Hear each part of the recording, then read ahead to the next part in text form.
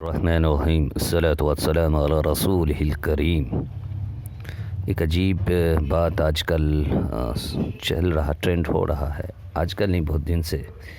اس سلسلے میں کچھ بات کرنا چاہتا ہوں۔ اصل میں سب لا علمی کی وجہ سے بات کرتے رہتے ہیں۔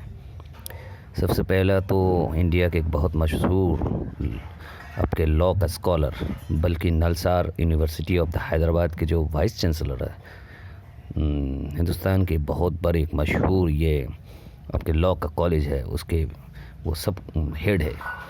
ان کا ایک لیگل اویئرنیس بول کر کے یوٹیوب چینل بھی چلتا ہے، بہت مشہور، کافی ویوز ہوتے ہیں اور بڑے بڑی باتیں بھی کرتے ہیں اور صحیح بات کرتے ہیں اکثر۔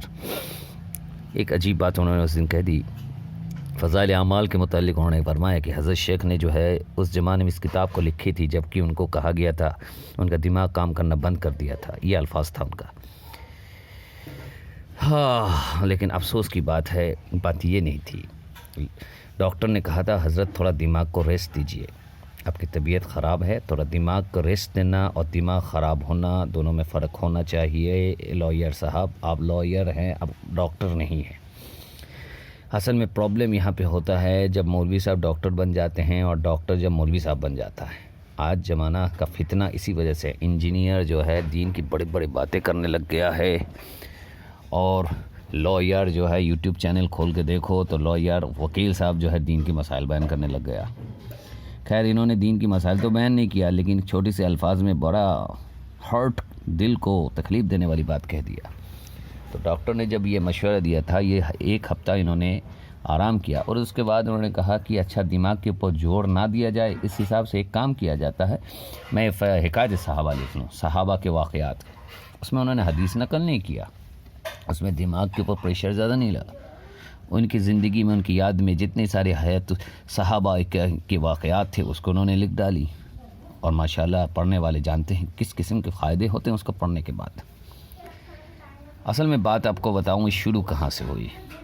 لوگ کہتے ہیں کہ ان میں ضعیف حدیث بہت زیادہ ہے فضائل اعمال کے اندر، اس میں تو کوئی شک نہیں، اس کے اندر ضعیف حدیث ہے، لیکن ضعیف حدیث اگر ہمارے علماء اجماع کے سپورٹڈ ہے تو اس ضعیف حدیث کو نہ صرف فضائل کے اعتبار سے استعمال کریں گے بلکہ عقائد کے اعتبار سے بھی استعمال کر سکتے ہیں۔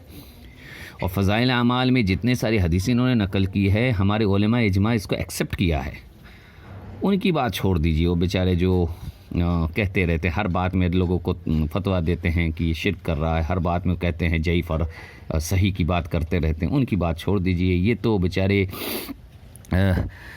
انگریزوں کا پیدائش ہے، انہوں نے ہندوستان کی مسلمان، بلکہ ہندوستانی کے نہیں، پورے آپ کے عثمانیہ سلطنت کو ختم کرنے کے لیے ان کی ایجاد کیا ہوا، سعودی میں ایجاد کیا ہوا، برٹشرز کا ایجاد کیا ہوا ایک فتنہ ہے، ان کی بات چھوڑ دیجئے۔ یہ ہر بات کو انہوں نے اسلام کو بالکل بگاڑ کے رکھ دیا، انہوں نے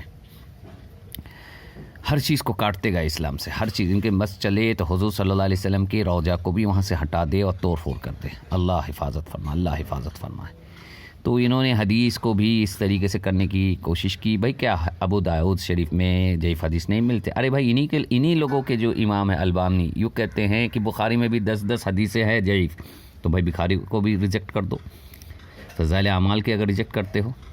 اچھا بات اتنی سی ہے کہ انہوں نے حکایت صحابہ اس زمانے میں لکھا تھا جبکہ ان کی طبیعت خراب تھا تھوڑا سا، وہ بھی 7 دن ریسٹ لینے کے بعد، تو بھائی پوری کی پوری کتاب تو پھر صحیح ہونا چاہیے، لیکن یہ نہیں، یہ آدھی جھوٹ بولتے ہیں اور پھر اس کے ساتھ ملاوٹ کر کے پورا ایک ایسا منصوبہ بناتے ہیں کہ پورا کا پورا ایک محنت کو اندر پانی پھیر دیا جائے۔ تو بھائی یہ ضعیف کی جو بات کرتے ہیں، حدیث ضعیف نہیں ہوتا ہے، راوی ضعیف ہوتا ہے۔ اور جانتے ہو بھائی، جانتے ہیں یہ کون تھے؟ حضرت مولانا زکریا رحمۃ اللہ علیہ۔ دنیا کا سب سے پہلا امیر المومنین کا خطاب حضرت عمر کو ملا، دنیا کا سب سے پہلا خلیفۃ رسول اللہ، رسول کا یہ لقب ان کو ملا، حضرت ابوبکر صدیق رضی اللہ تعالیٰ عنہ کو۔ دنیا کا سب سے پہلے قاضی القضاء جو ہے امام یوسف بنے، دنیا کا سب سے پہلا امام اعظم کہا گیا آپ کے ابو حنیفہ رحمۃ اللہ علیہ کو، اور دنیا کا سب سے پہلے شیخ الحدیث کا تقمہ ملا حضرت مولانا زکریا خان دلوی رحمۃ اللہ علیہ کو۔ لوگ جانتے نہیں ہیں، اصل میں پڑھتے بھی نہیں ہیں، لوگوں کی جانکاری بھی نہیں ہے۔ ابھی جو تبلیغی جماعت کو بین کیا گیا نا سعودی میں، تو ایک صاحب ہم سے کچھ بات کرنے لگے تو میرے جو زبان سے بھی ہاں نکل گیا، ہاں بھائی کوئی ضعیف حدیث ہے، اس لیے جو ہے عرب اس کو ایکسیپٹ نہیں کرتے ہیں، اور وہاں امام النووی رحمۃ اللہ علیہ کی کتاب پڑھی جاتی ہے، فضائل اعمال نہیں پڑھی جاتی ہے، اس کے اندر ضعیف حدیث ہے۔ اسی رات میں خواب دیکھتا ہوں کہ علامہ زکریا رحمۃ اللہ علیہ جو ہے بیٹھے ہوئے بڑے پرچہ ان کے سامنے ہیں، اور سارے کے سارے پرچہ ایک بڑے مفتی زمانے کے بیٹھے ان کے سامنے پیش کر رہے ہیں اور دکھا رہے تھے کہ دیکھو یہ ہے دلائل۔ اسی دن میرا بالکل دل دماغ بالکل صحیح ہو گیا۔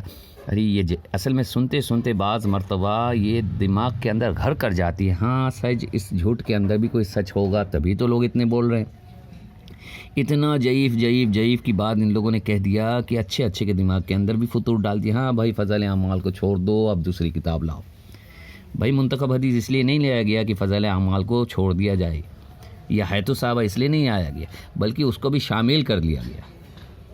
بھائی فضائل اعمال سے ہماری زندگی بدلی ہے، اس کو چھوڑ کیسے سکتے ہیں؟ یہ تو لوگوں نے غلط فہمی بلا پروپیگنڈا چلایا ہوا ہے، یہ سب غلط فہمی ہے لوگوں کے اندر۔ اتنے بڑے شخصیت ایک بار ایک حدیث کو لکھنے کے لیے انہوں نے وضو کی، نماز کی، پڑھی، اور پھر اللہ سے مانگ کر حدیث کو لکھا، اور اس کے حدیث کے جو ہے انہوں نے ایکسپلین کیا۔ ایک حدیث میں یہ طرز عمل رہا ہے فضائل اعمال میں حضرت کا، اور انہوں نے جس کے بارے میں ان لوگوں کا سب سے زیادہ کہنا ہوتا ہے کہ فضائل صدقات کے بارے میں سب سے زیادہ آبجیکشن ہوتا ہے۔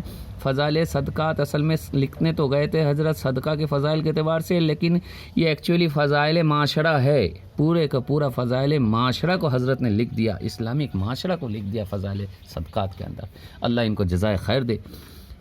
لاکھوں زندگیاں نہیں بلکہ کروڑ زندگی اس فضائل صدقات کو پڑھ کر کے بدلی ہے، اور فضائل اعمال کے ذریعے سے لوگوں کی تربیت ہوئی ہے، اور اعمال کا شوق و جذبہ پیدا ہوا۔ یہ آدمی حضور صلی اللہ علیہ وسلم کی قبر کے پیر کے نیچے آرام فرما رہا ہے، جنت البقیع میں۔ امام مالک اور امام نافع رحمۃ اللہ علیہ کے آس پاس میں ان کے قبر ہے، معمولی آدمی نہیں ہے۔